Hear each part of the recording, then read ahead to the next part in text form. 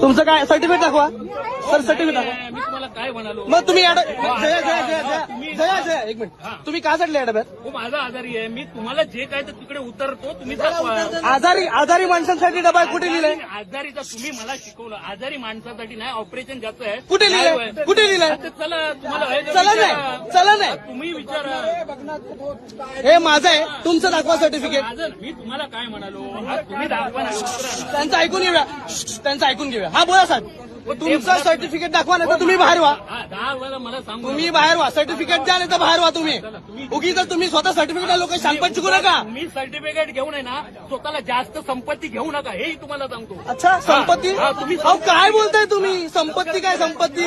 अहो विषय कुठे चाललाय? तुम्ही काय बोलताय? तुम्हाला कळतंय का? तुम्ही तुमच्या कार्डवर आहे ना, बाकी लोकांना खूप त्रास देत आहे. अच्छा, लक्षात आलं? मग तुम्ही दुसऱ्या डब्यात जाणार, इथे कशाला आम्हाला शांतपण शिकवायला येत आहे? तुम्ही मला गरज नाही. अरे सर्टिफिकेट नाही हो उसके पास. सांगितलं की ना मगाशी, तू माझं काय विचारू नको, तू तुझं ते कार्ड तुला माहिती आहे. हा. तुला सांगितलं.